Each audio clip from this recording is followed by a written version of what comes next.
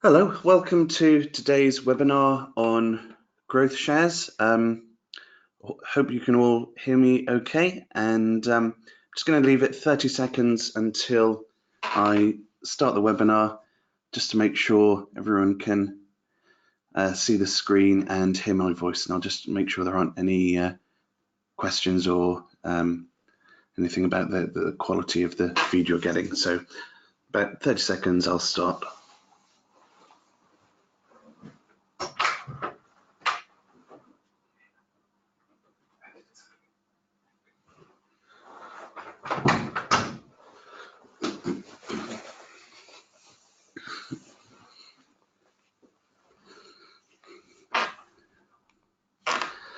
Okay, let's start.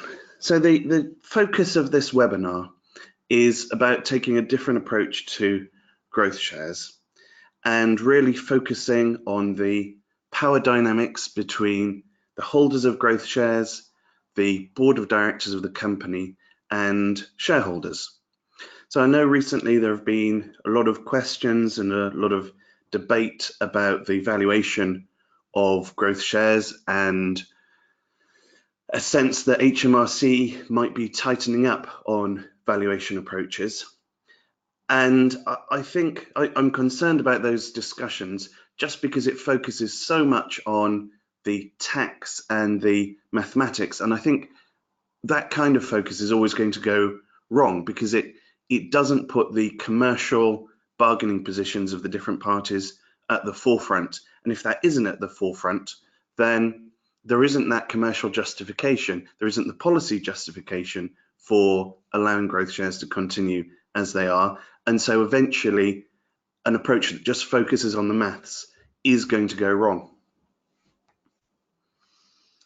Let me just get to the next slide. There we go.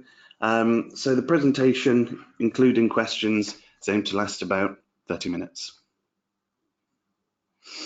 So I want to start with growth shares and just focus on how simple a concept it should be.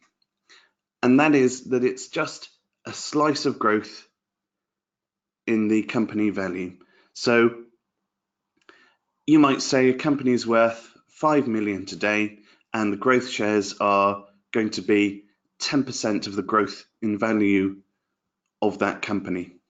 And that's the starting point, and it's a really simple starting point. But the complexity on a growth share can really stack up very quickly and for perfectly legitimate reasons. So one of the first reasons that complexity can stack up is that the valuation, which is really important to determine what people get or whether growth shares are worth anything at all, are subject to discounts prior to an exit. And because of the highly leveraged nature of growth shares, that means that until you get to an exit and the discounts for lack of liquidity and the lack of sale opportunities have disappeared, it actually suggests that most of the time growth shares aren't really worth anything at all. And that means if you wanted to set up a company or employee benefit trust or have another shareholder buy those shares back in order to get cash into the pockets of growth shareholders, you're not going to be able to until you reach an exit. The solution to this is to create a put option, and the put option can boost the value of the growth shares by removing the discounts for lack of liquidity. In a way, they create an artificial market for those shares, and that means that there isn't a gap between the undiscounted and discounted value, and it means you can create an arrangement to buy back shares from growth shareholders before an exit, get them to realize some value, get them motivated and see those growth shares are worth something. But creating a put option in itself adds some complexity. And then the complexity stacks up again once you start thinking about the tax treatment of that put option. If it was a standalone personal put option, I don't think that would work from a tax perspective. Even if it goes into the articles, there are lots of complexities about how you draft that put option, which still might end up with an unanticipated income tax and social security charge. So you have to draft that put option very carefully. You have to restrict that put option by putting some of the terms in the Articles of Association or something else that creates a capital right, and making some of the restrictions personal in nature in a separate contract. So you end up with the terms around that put option being put in separate documents to reflect the complexity of the tax system. But let's just go back to growth shares as a simple concept. The idea is that growth shares are bought for full market value, but it's a low market value. And as the value of the whole company increases, once you hit a hurdle or a target, that's when the value of growth shares starts accumulating, and then the growth shareholders can cash out on an exit by selling the growth shares. And if you wanted to put a formula against that, then again, it could be very simple. It's just the starting value of the value of the company on the date you want to sell those shares minus the hurdle multiplied by percentage. That gives you the slice of growth in the company. But the reality is quite a bit more complex, with that faded out blue line being the undiscounted value and the solid blue line being the discounted value. And you can see it bumps along the bottom there at nothing. It's only when the whole company has exceeded the threshold value that growth shares start accumulating in value, but it's still a heavily discounted value. It might not be anything significant at all. And it's really only once you get towards sale negotiations and appointing advisors that the growth shares start accumulating significant discounted value and starts coming towards what you would actually hope growth shareholders would get.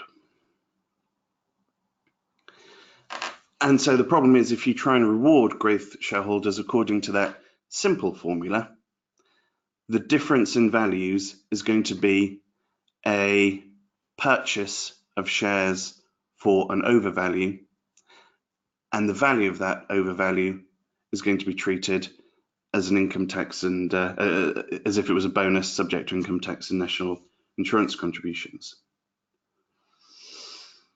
There's also a big element of directors' discretion. So you can set a formula, you can look at valuation approaches very carefully, and they set out the maximum that those growth shares can be purchased for without an income tax charge. So they set the maximum as to what the market value of those shares are. But growth shareholders aren't always going to get that value, and directors' discretion have a big part to play in whether people get a number between 0 and the full market value. And directors' discretion on valuation comes into play on the award of shares for leavers, and also on those artificial liquidity events where you're trying to motivate growth shareholders by getting cash into their pocket, buying out some of their growth shares before an exit. So just looking at what the basic simplified approach to valuation is of a company, you'll be looking at what are the sustainable earnings, look at the evidence for a market multiple for those earnings, and then add or subtract a few other items. And that will give you the whole value of the company. And then that needs to be split and discounted in order to get to your growth share valuation. But it's not clear cut. It's an art as much as it is a science, and there's going to be directors' discretion around adjustments to determine what are sustainable earnings. some discretion, even if it isn't built into the documents. It's just naturally in the determination of valuation, there are going to be a range of views you could take on what the market multiple is and what the evidence supporting that is. And also on the other adjustments for debt, free cash, non-trading assets, there's an element of discretion there as well. I want to go into a little bit of thought about how do early liquidity events work.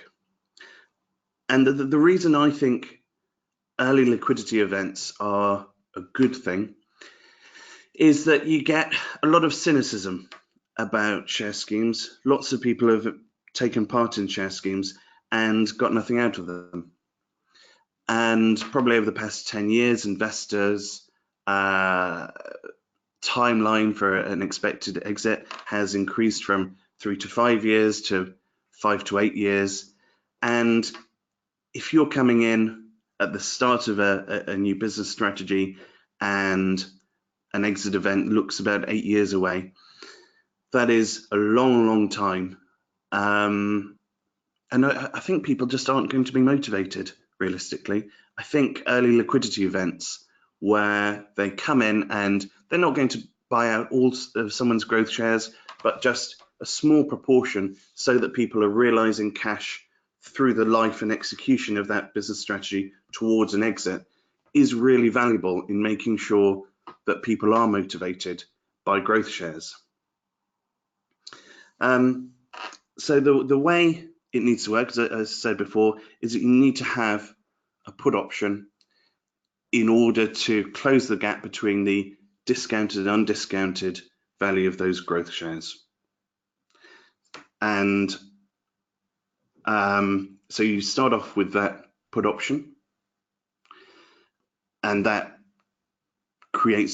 makes sure that the value of the growth shares is the one that's intended. But the nature of a put option, it is a right for someone to sell back their shares at any time, and you don't want directors to be able to cash in all of their shares at any time they choose. So you need to put in limits on the exercise of that put option. You need to put restrictions as to timing, as to the proportion of shares. But I've got concerns, and I think these concerns are shared by a lot of people, that if those are built into the articles, what you actually have is not one constant put option through the life of the growth shares, but you have the value of those shares just being boosted just for very short periods and short circumstances. And that doesn't look like a capital right that capital gains tax should be attached to. So that's why I think restrictions on put options should go in a personal contract, and those restrictions should include a fairly substantial director's veto of that put option, making sure that if that put option is exercised, that it's exercised in a way that's consistent with motivating the individuals, and also making sure that it doesn't take cash out of the business at a time when the business really needs it.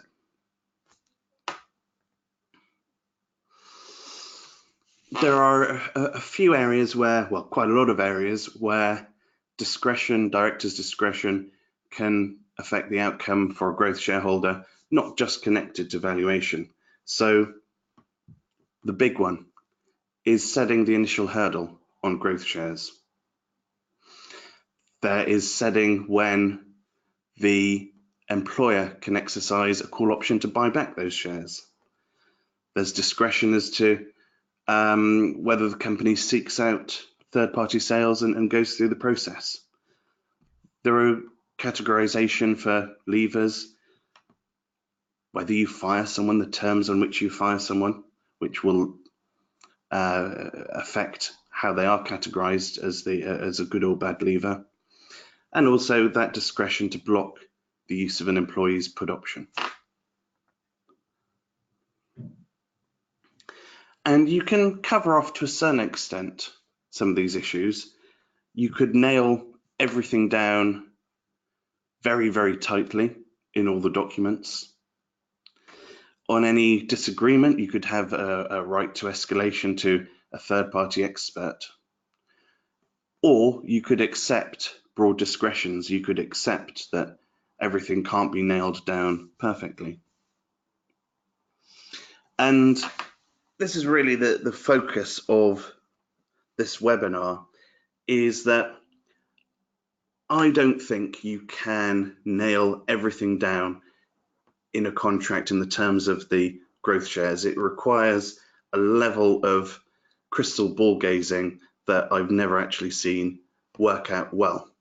There isn't a way other than building trust by having a proper negotiation between the shareholders, the directors, and the holders of growth shares, work out what each party are bringing to the table, and having a strong relationship that focuses on a business strategy with those growth shareholders being absolutely key to that business strategy. And that means, I think, the eligibility of growth shares has to be narrow. It has to be limited to people who are uniquely and exclusively able to execute the business strategy and boost the value of the business. I think it's important that, sorry, just let me shift something on screen so I can see my slides. I think it's absolutely crucial that, given there are a number of parties influencing how these growth shares are created and the terms of them, that the non-participating board members and shareholders are very open and honest to the growth shareholders about how any discretion is going to be used and how it might be used to their disadvantage. It's really important to provide full info so that these individuals, these people who are uniquely and exclusively able to boost the value of the business, understand how they're going to achieve that and what's the prospects of achieving that. And then throughout the life of the growth shares, there has to be open communications and good relations. And that's because I think any growth share scheme has to rely on discretion. There has to be, because of that discretion, an ability for the non-participating directors and the shareholders to deprive the growth shareholders of value. And so there has to be constant trust about how all of this has happened and will continue to happen.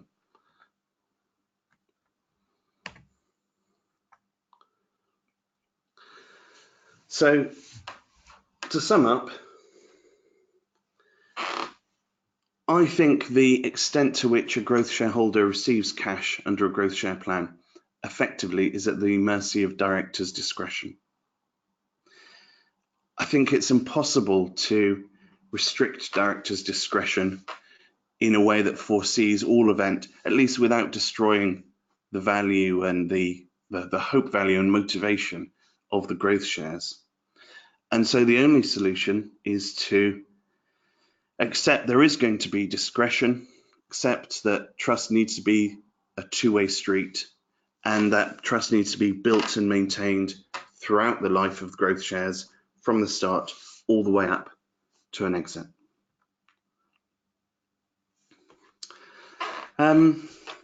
So that's the webinar. There's an opportunity for questions, so I will have a look. And yeah, if you do have any questions, just please type them into the interface. They'll pop up and I will ask them. I will answer them. Okay, before the, let me have a look at this one.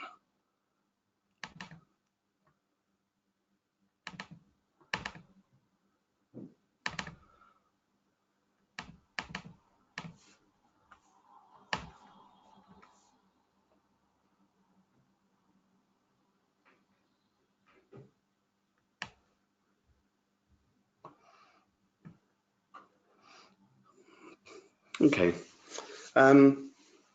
so So the question is, if using growth shares with EMI options, have I encountered a change in valuation approach by HMRC who may now push for higher values than in the past? I've also got similar questions in by email. And the answer is, we as a firm have not seen any change in valuation approach by HMRC.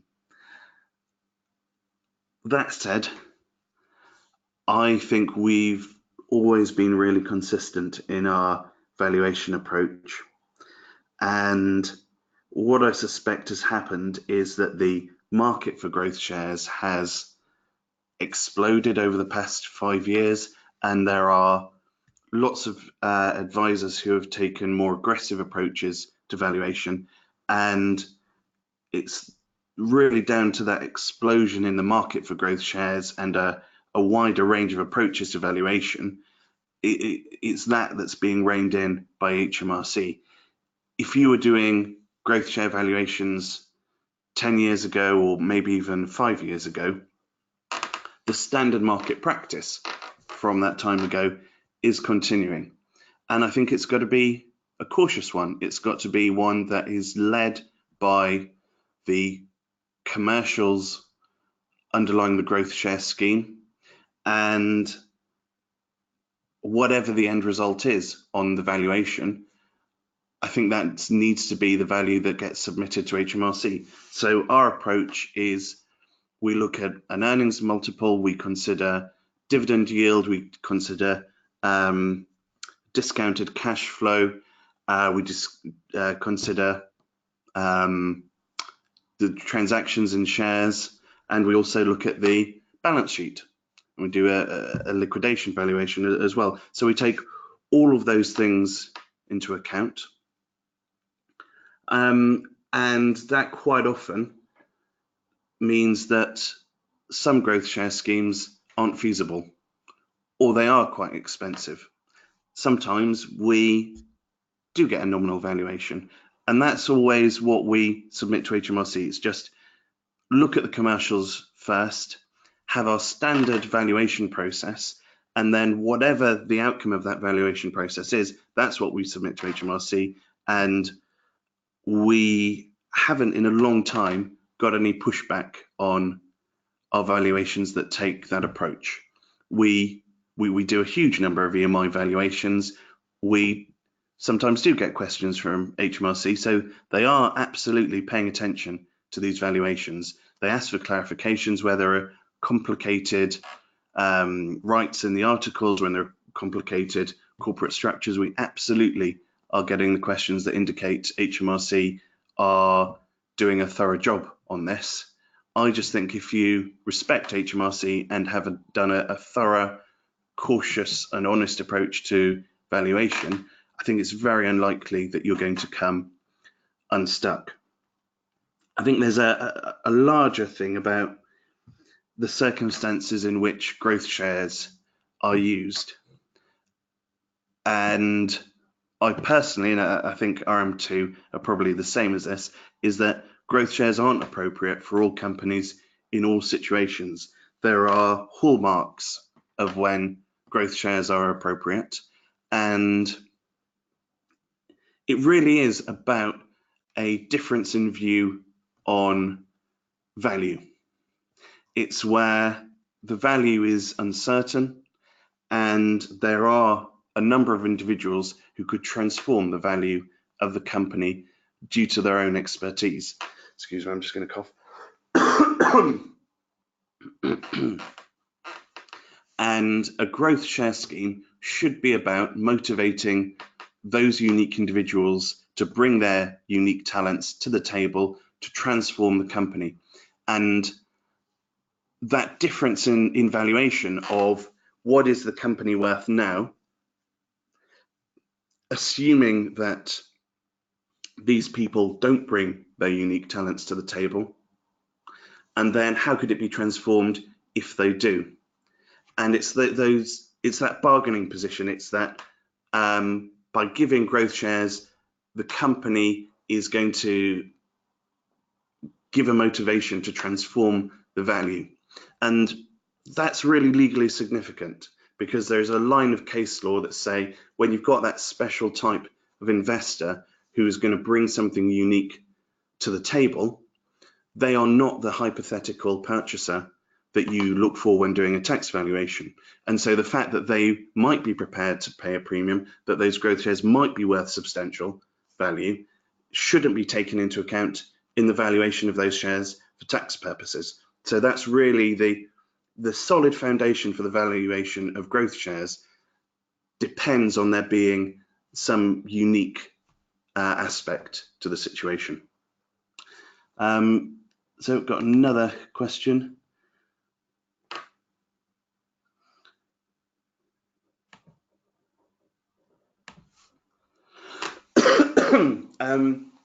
So the question is, what's our view on HMRC's guidance that forecasts should be considered for the issue of growth shares? How do we consider these? You might not consider these when valuing a minority shareholding for tax purposes, but with growth shares seems to suggest that you would. So every bit of that question rings true to me. The logic I start off with isn't where I end up with having thought about it thoroughly. So my gut instinct is that that projections shouldn't be relevant for minority valuations for tax purposes, because the information standards say what information should these minority shareholders have a right to receive, and they do not have a right to receive projections, so it shouldn't be relevant. But then if you go back to the line of case law that I think provides the strongest basis for the valuation of growth shares, it's where there is that difference in perception of values. It's where you've got this unique set of individuals that are prepared to pay a premium for the shares, and that raises the question, well, why are they prepared to pay a premium for those shares? They must know something that everyone else doesn't, or they must have an access to projections or information that means that they're prepared to enter into the transaction in the first place. So it's quite a difficult one to resolve, and it's not something that I actually end up resolving at all in any valuation report or any submission to HMRC. I just take a simpler view that, yep, projections are relevant. We are going to stick them in there. We are going to take them into account in valuation. And that just seems to be the practical approach.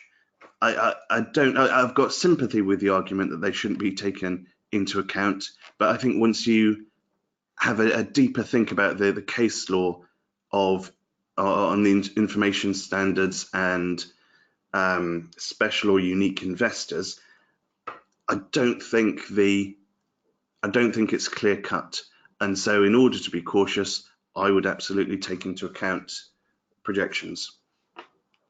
There's a little bit more to that question. Let me just have a look.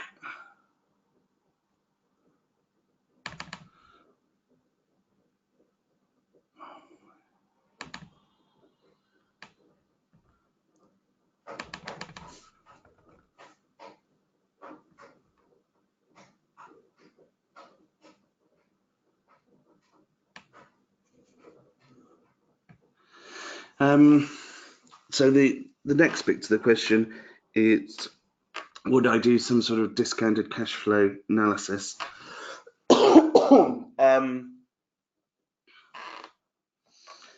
So the answer is we always consider it.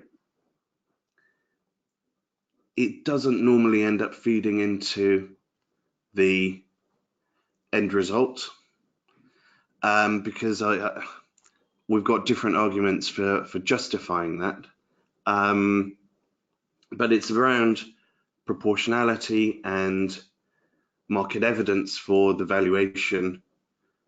And when we see investors coming in where there are complicated capital rights for those investors. So the situation I'm thinking of is where you have probably preference shares, then you have ordinary shares, and subordinated to those ordinary shares, you have effectively growth shares for investors. There absolutely is evidence of those investors buying in those growth shares at very low or nominal values, and those hurdles are determined by, pretty much every time I've seen it, multiples of EBITDA. So the market evidence for that approach, I think, points to an EBITDA basis or an earnings basis as being what's supported by the market. And so a discounted cash flow analysis is really just to cross-check that value and make sure that there isn't something being missed by taking one methodology above another. So the short answer is no, I don't factor in discounted cash flow to the final result, but it's considered. Any more questions?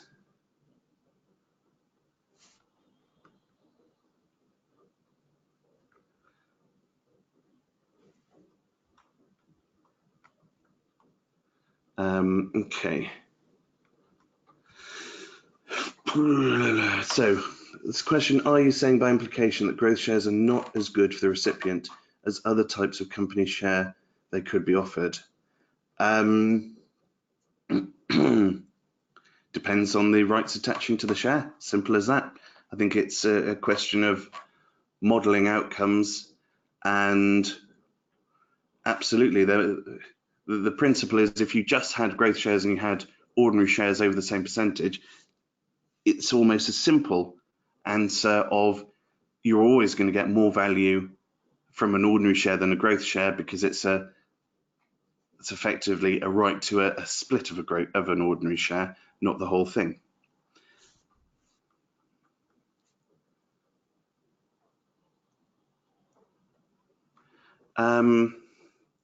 The next question is, do I see many growth shares with conversion rights to full shares, and is this possible in practice? So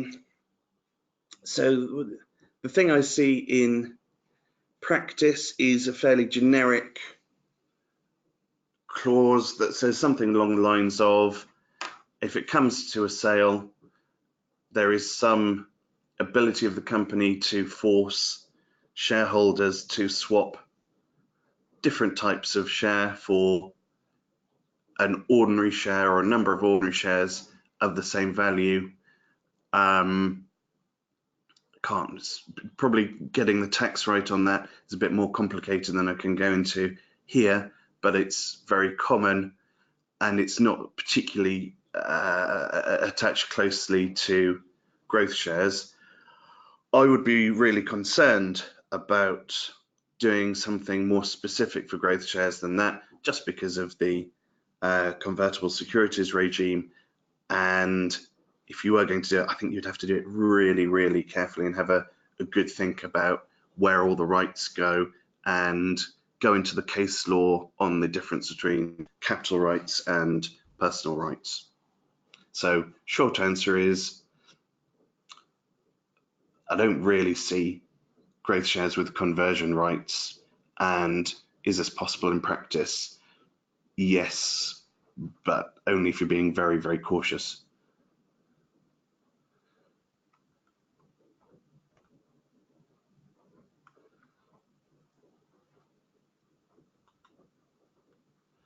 I think that's all the questions for the moment.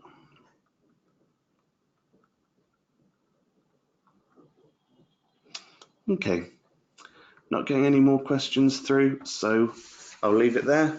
Hope that's been interesting. Please send me any follow-up questions by email, and yeah, so thank you very much. Have a good day.